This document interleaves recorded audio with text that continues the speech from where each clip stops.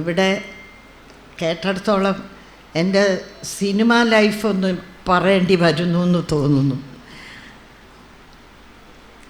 ഞാൻ കോളേജിൽ പഠിക്കുമ്പോഴേ എനിക്ക് ഏറ്റവും ഇഷ്ടമുള്ള ഒരു നടിയായിരുന്നു രാഗിണി. എൻ്റെ അമ്മ കടലമ്മ എന്ന സിനിമയിൽ അഭിനയിക്കാൻ വേണ്ടിയിട്ട് ഉദയ സ്റ്റുഡിയോയിൽ പോയിരുന്നു.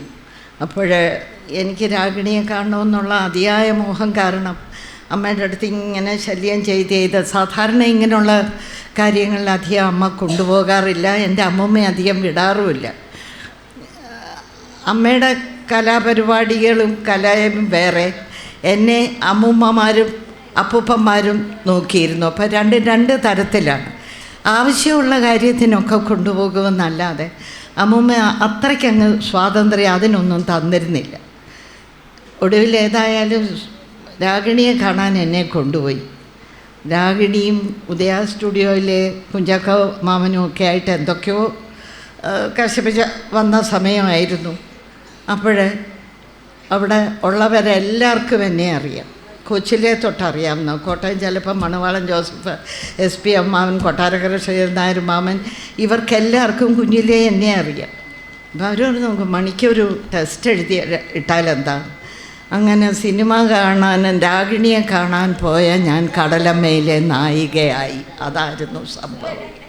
അവരൊരു സ്ക്രീൻ ടെസ്റ്റ് എടുത്തു. ഇറ്റ് ഈസ് ഓക്കെ എന്ന് പറഞ്ഞു. എനിക്ക് സ്ക്രീൻ ടെസ്റ്റ് എന്താണെന്ന് അറിഞ്ഞുകൂടാ, ക്യാമറ എന്താണെന്ന് അറിഞ്ഞുകൂടാ. ഞാൻ അഭിനയിച്ചു. അതാണ് സത്യം. സത്യനങ്കിള് കൊച്ചിലെ തൊട്ട് എനിക്കറിയാവുന്ന ആളാണ്. ഞാൻ കൊച്ചിലെ നോൺ വെജ് ഒന്നും കഴിക്കത്തില്ലായിരുന്നു. എന്നെ എടുത്തുകൊണ്ട് നടന്ന് നോൺ വെജ് ആദ്യം വായി വെച്ച് തന്ന ആളാണ് ശ്രീ പ്രേം നമീസീർ. അതേപോലെ സത്യനങ്കിളും എന്നെ ഒരുപാട് എടുത്തുകൊണ്ട് നടന്ന ആളാണ്. അവരുടെ കൂടെ അഭിനയിക്കേണ്ടി വന്നപ്പം എനിക്കൊരു ബുദ്ധിമുട്ടാണെന്നൊന്നും തോന്നിയിട്ടില്ല. എനിക്കറിയാവുന്ന ആളുകളുടെ കൂടെ ഞാൻ അഭിനയിച്ചു. അതാണ് എൻ്റെ കലാജീവിതം തുടങ്ങിയത്. വീണ്ടും ഞാൻ കോളേജിലേക്ക് പോവുകയായിരുന്നു പഠിക്കാൻ. പിന്നെ ഇവിടെ വന്നു കഴിഞ്ഞ് കൊല്ലത്തെ കല്യാണം കഴിഞ്ഞ് വന്നേ പിന്നെ അതിനു മുമ്പ് തന്നെ പഠിത്തത്തിനോടുള്ള ഇൻട്രസ്റ്റ് കാരണം ഞാൻ പിന്നെ കലാജീവിതവുമായിട്ട് പിന്നോട്ട് പോവുകയായിരുന്നു. തുടർന്ന് പോയില്ല. ഇപ്പോൾ എല്ലായിടത്തും പലയിടത്തും എന്നെ വിളിക്കുന്നുണ്ട്. ഒരു പഴയകാല നടി എന്നൊരു രീതിയിൽ എന്നെ ആദരിക്കുന്നു. ഒരുപാട് സന്തോഷമുണ്ട്. പിന്നെ ഇവിടെ വരാനൊത്തത്, ഇവിടെ പിന്നെ പല കാര്യങ്ങളും ഇപ്പോൾ പ്രസംഗിച്ചപ്പോൾ പറഞ്ഞു, നമ്മളാരും സ്ത്രീകളാരും പിന്നോക്കക്കാരല്ല. നമുക്ക് നമ്മുടെ അവകാശമല്ല നേടിയെടുക്കേണ്ടത്. നമുക്ക് നമ്മളുടേതായിട്ടുള്ള വ്യക്തിത്വമുണ്ട്. അത് ഓരോ വീട്ടിൽ ചെല്ലുമ്പോഴും ഓരോ സ്ത്രീയെയും വിവാഹം കഴിച്ചുകൊണ്ട് ചെന്ന് കഴിയുമ്പം ആ വീട്ടിലെ ചുറ്റുപാടുമായിട്ട് പൊരുത്തപ്പെടുമ്പം അതിൽ വരുന്ന വ്യതിയാനങ്ങളാണ് സ്ത്രീയുടെ ജീവിതത്തിൽ വരുന്നത്. ജീവിതത്തിൽ ബുദ്ധിമുട്ടുകൾ ഒരുപാട് അനുഭവിച്ച ഒരു സ്ത്രീ തന്നെയാണ് ഞാൻ. പക്ഷെ പിടിച്ചു നിൽക്കാനുള്ള ഒരു കരുത്ത്, ഞാനൊരു ഈശ്വരവിശ്വാസിയാണ്, അതുകൊണ്ട് പറയുവാണ്, ഭഗവാനിൽ വിശ്വസിച്ച് മുമ്പോട്ട് പോയാൽ കുറേ കാര്യങ്ങളൊക്കെ നമുക്ക് നേടാൻ പറ്റും. പിന്നെ അനാഥാലയങ്ങൾ കൂടി വരുന്നത് അതൊരു വിഷമം തന്നെയാണ്. മക്കൾക്ക് എന്തുകൊണ്ടാണ് അച്ഛനെയും അമ്മയും നോക്കാൻ ഒക്കാത്തതെന്നുള്ള കാര്യം എനിക്കിപ്പോഴും മനസ്സിലാകുന്നില്ല. എനിക്ക് 2 മക്കളാണുള്ളത്. അവർ രണ്ടുപേരും ഏത് കാര്യത്തിനും എൻ്റെ കൂടെ ഉണ്ട്. ഞാൻ അവരുടെ കൂടെ പോവാതിരിക്കുക, എനിക്കിവിടൊക്കെയാണ് ഇഷ്ടം. അവരുടെ ജോലിക്ക് പോകും. എനിക്കിവിടെ ആണെങ്കിൽ എൻ്റെ ചുറ്റുപാടുകളെല്ലാം എനിക്ക് ഒരുപാട് സന്തോഷം തരുന്നതാണ്. അതായ അടുത്ത വീടുകളിലെ എല്ലാവർക്കും അവർ തമ്മിൽ ചിലപ്പോൾ പിണക്കം കാണും, അതെനിക്കറിയേണ്ട കാര്യമില്ല. എല്ലാവരും എൻ്റെ അടുത്ത് ഒരുപാട് സഹകരിച്ചും സന്തോഷിച്ചും ജീവിക്കുക. ഞാനിപ്പോഴും ഇവിടെ എന്നെ പെട്ടെന്ന് ക്ഷണിച്ചു. എനിക്ക് സന്തോഷമുണ്ട് ഇവിടെ വന്നതിൽ. അനാഥമന്ദിരങ്ങൾ കൂടുന്നതിൽ വിഷമമുണ്ട്, പക്ഷേ അത് ആർക്കും ഒന്നും തടയാൻ പറ്റുന്നില്ല. സ്നേഹം കുറഞ്ഞു പോയതാണ് ഇപ്പോഴത്തെ ഏറ്റവും വലിയ വിഷമം. പരസ്പരം മനസ്സിലാക്കാനും സ്നേഹിക്കാനും അവരുടെ കാര്യങ്ങൾ അങ്ങോട്ടും ഇങ്ങോട്ടും മനസ്സിലാക്കുക. അത് പ്രായമായവരുടെ തന്നല്ല, കുട്ടികളുടെ ആയാലും. അടുത്ത വീട്ടിലെ കുട്ടികൾ വന്ന് പരാതി പറയുന്ന എൻ്റെ അടുത്താണ്, ചെറുപ്പക്കാർ വന്ന് പരാതി പറയുന്നതും വയസ്സ് തന്നവർ പറയുന്നതും എൻ്റെ അടുത്താണ്. ഞാനൊരു കൗൺസിലറോ ഒന്നുമല്ല, പക്ഷേ ജീവിതത്തിലെ യാഥാർത്ഥ്യങ്ങളെല്ലാം ഒരു പരിധിവരെ ഞാൻ അനുഭവിച്ച് കഴിഞ്ഞു. ജീവിതത്തിൻ്റെ അപ്സ് ആൻഡ് ഡൗൺസ് എല്ലാം അനുഭവിച്ച അനുഭവത്തിലാണ് ഞാൻ എല്ലാവരുടെടുത്തും സംസാരിക്കുന്നത്. അനാഥാലയങ്ങൾ കൂടി വരാതെ നോക്കേണ്ടത് സമൂഹത്തിൻ്റെ പ്രതിബദ്ധതയാണ്. അവർ വിചാരിച്ചാലേ അത് പറ്റൂ. എനിക്ക് ഇവിടെ വരാനൊത്തതിൽ ഒരുപാട് സന്തോഷമുണ്ട്. പിന്നെ അനാഥാലയങ്ങൾ പെരുകി വരികയല്ല വേണ്ടത്, അതിലിത്തിരി വിഷമമുണ്ട്. പക്ഷേ നമ്മുടെ ആളുകൾ അങ്ങനെ ആയിപ്പോയി. തമ്മിൽ സ്നേഹമായിട്ട് മുമ്പോട്ട് പോകാൻ ഒരു കുടുംബത്തിലായാലും, ഞാനിപ്പോഴും ഇതെല്ലാം ഇപ്പോഴും കണ്ടുകൊണ്ടിരിക്കുകയാണ്, ഇന്ന് രാവിലെ കണ്ടിട്ട് വരുന്നതാണ്. മക്കൾക്ക് അമ്മയും അച്ഛനും ഒക്കെ ആയിട്ടുള്ള ബന്ധങ്ങൾ കുറഞ്ഞു വരുന്നു. അതുകൊണ്ടാണ് ഇത്രയും അനാഥാലയങ്ങൾ വരുന്നത്. അതെന്താണെന്ന് എനിക്കിപ്പോഴും മനസ്സിലാവുന്നില്ല. എനിക്ക് അങ്ങനത്തെ ഒരുപാട് കാര്യങ്ങൾ അറിയാം, എങ്കിലും ഒന്ന് പറയുകയാണ്, അനാഥാലയങ്ങളിലോട്ടുള്ള വരവൊന്ന് കുറയ്ക്കാൻ നമ്മൾ കുറച്ച് പേർക്കെങ്കിലും വിചാരിച്ചാൽ നടക്കുമെങ്കിൽ അതൊരു വലിയ കാര്യമാണ്. ഈ അമ്മമാർക്കും അച്ഛന്മാരും ഒക്കെ കഷ്ടപ്പെട്ട് തന്നെയാണ് മക്കളെ വളർത്തുന്നത്, അതെല്ലാവർക്കും അറിയാം.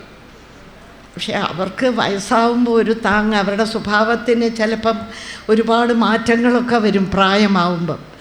എനിക്ക് ഞാൻ കൊച്ചിലെ വളരെ ചട്ടമ്പിയായിട്ട് ഒരു വ്യക്തിയായിരുന്നെന്നാണ് പൊതുവെ പറയുന്നത്. മാവലിക്കരപ്പനമ്മയ്ക്ക് ഒരു മോളുണ്ടായിരുന്നു, ഒരു ചട്ടമ്പിയാണെന്നാണ് പൊതുവെ വെച്ചിരുന്നത്. അങ്ങനെ ആയിരുന്നു ഞാൻ. പക്ഷേ എത്രയോ പാകതയായി എനിക്കിന്നെന്ന് എനിക്കിപ്പം മനസ്സിലാകുന്നു. പ്രായമായപ്പം മറ്റുള്ളവരെ സ്നേഹിക്കാനും അവരെ ചേർത്ത് പിടിക്കാനും ഒരു മനസ്സ് ഈശ്വരൻ തന്നു. ഞാനൊരു പൂർണ്ണ ഈശ്വര വിശ്വാസിയാണ്. എനിക്ക് നിരീശ്വരവാദമില്ല. എല്ലാവരുടെടുത്തും പറയുന്നത് നമ്മളെക്കൊണ്ട് കഴിയുന്നത് പോലെ മറ്റുള്ളവരെ സ്നേഹിക്കാനും ചേർത്ത് പിടിക്കാനും എല്ലാവർക്കും ഒരു ചാൻസ് കിട്ടും, കിട്ടാതില്ല. അതൊന്നും പ്രയോഗിക്കണം. അനാഥാലയങ്ങൾ പെരുകി വരികയല്ല വേണ്ടത്, അവരെയൊക്കെ ഒന്ന് നമ്മുടെ കൂടെ ബുദ്ധിമുട്ടാണ്, എനിക്കറിയാം. പ്രായമായ അമ്മമാർക്കും ഒക്കെ ഒരുപാട് നിർബന്ധങ്ങളും അവരുടേതായ ശാഠ്യങ്ങളും വരും. അത് കുറയ്ക്കാൻ നമ്മൾ കുറച്ച് സ്നേഹം കൊടുത്താൽ നടക്കും, കുറേയൊക്കെ നടക്കും. ചിലതൊന്നും പറ്റത്തില്ല. അങ്ങനെയുള്ളപ്പോൾ നമുക്ക് വേറെ സഹായം വേണ്ടി വരും. എങ്കിലും അനാഥാലയങ്ങൾ കുറയ്ക്കാൻ നമ്മളെ കൊണ്ടാവുന്നത് നമ്മൾ ചെയ്യണം. മറ്റുള്ളവരെ, സഹജീവികളെ സ്നേഹിക്കാൻ നമ്മൾ ശ്രദ്ധിക്കുക. അതുമാത്രമേ എനിക്ക് പറയാനുള്ളൂ. ഇന്ന് അവിടെ പോയിടത്തും ഇതൊക്കെ തന്നെ ആയിരുന്നു സംസാരം. പക്ഷേ എല്ലാവരും പറയുന്ന എന്തോന്നാ, ഒരുപാട് കണ്ണു തുറക്കാത്ത ദൈവങ്ങളെ എന്നൊക്കെ പറഞ്ഞ ദൈവമല്ല കണ്ണു തുറക്കേണ്ടത്, നമ്മളാണ്. നമ്മൾ കണ്ണു തുറന്നാൽ ഒരുവിധം എല്ലാം നേരെയാവും. അതുകൊണ്ട് അനാഥാലയങ്ങൾ കൂടുന്നതിലും നമുക്ക് നമ്മുടെ അച്ഛനമ്മമാരെയൊക്കെ അവനവൻ്റെ വീട്ടിലുള്ളവരെ ചേർത്ത് പിടിച്ച് അനാഥാലയങ്ങൾ കൂടാതെ സന്തോഷമായിട്ട് അവരുടെ വിഷമങ്ങൾ നമ്മൾ മനസ്സിലാക്കി പരിഹരിച്ചു പോവുക. അത്രേ എനിക്ക് പറയാനുള്ളൂ. എല്ലാവരെയും കാണാൻ സാധിച്ചതിൽ ഒരുപാട് സന്തോഷം. ഇത്തിരി താമസിച്ചു പോയി, അതിന് ക്ഷമിക്കണം. ഞാൻ ഈയിടെയായിട്ടാണ് അധികം പുറത്തോട്ടിറങ്ങുന്നത്. വീട്ടിലെ കുടുംബവുമായിട്ട് കുടുംബം തന്നെ നോക്കി ജീവിതത്തിലെ ഒരുപാട് ബുദ്ധിമുട്ടുകളിലും മക്കളെ ചേർത്ത് പിടിച്ച് അവരെ എന്നെക്കൊണ്ട് കഴിയാവുന്ന അങ്ങേ അറ്റം അവരെ അവരുടെ ഉന്നത നിലയിലേക്ക് എത്തിക്കാൻ സാധിച്ചു. അവരുടെ പഠിത്തം ഞാൻ ഒരുപാട് ശ്രദ്ധിച്ചിരുന്നു. അത് എല്ലാ അമ്മമാരും ചെയ്യേണ്ട, അച്ഛന്മാരുടെ തലയിൽ അത് വയ്ക്കേണ്ട. അമ്മമാരാണ് കുറച്ച് കൂടുതൽ മക്കളെ കൺട്രോൾ ചെയ്യാൻ പറ്റുന്നത്. എനിക്ക് 2 മക്കളുണ്ട്. മൂത്താൾ ഖത്തർ പെട്രോളിയത്തിലെ ഡോക്ടറാണ്. രണ്ടാമത്തെ ആൾ ഓസ്ട്രേലിയയിലാണ്. വളരെ താമസിച്ചാണ് വിവാഹം കഴിഞ്ഞത്. അതവിടെ ഒരു ഹോസ്പിറ്റലിൽ അതും വർക്ക് ചെയ്യുന്നു. ഇപ്പോൾ അവിടുത്തെ PGക്ക് ഇപ്പം വീണ്ടും കയറി. നമ്മൾ ഇവിടുത്തെ PG എല്ലാം കഴിഞ്ഞു, DGO കഴിഞ്ഞു, DMB കഴിഞ്ഞു, എല്ലാം കഴിഞ്ഞ ഒരു കുട്ടിയാണ്. പക്ഷേ ഒരു നാട്ടിൽ പോയപ്പോൾ നമ്മുടെ വിദ്യാഭ്യാസത്തിൻ്റെ രീതിക്ക് അവിടെ പലതും പോരാതെ വരുന്നു. അതീ വന്ന കുഴപ്പങ്ങളാണ്. എനിക്ക് നിങ്ങളോട് ഒറ്റ കാര്യമേ പറയാറുള്ളൂ. അനാഥാലയങ്ങൾ ഒരുപാട് ഉണ്ടാവാൻ ഇടയാവാതിരിക്കട്ടെ. നമുക്ക് നമ്മുടെ വയോധികരായിട്ടുള്ള അമ്മമാരെ അച്ഛന്മാരെയോ ഒക്കെ ചേർത്ത് പിടിച്ച് സ്നേഹത്തോടെ ഒന്ന് മുമ്പോട്ടൊക്കെ, ഒരുപാട് വൈകല്യങ്ങൾ അവർക്ക് വരും, അവരെ ഒന്ന് സഹിച്ച് മുമ്പോട്ട് പോവാൻ അതിൻ്റെ ഇടയെ വരുത്തണം. ആ ഒരു പ്രാർത്ഥനയോടെ നിങ്ങൾക്കെല്ലാവർക്കും നമസ്കാരം. എന്നെ ഇവിടെ ക്ഷണിച്ചതിന് അങ്ങേയറ്റം നന്ദി. നമസ്കാരം.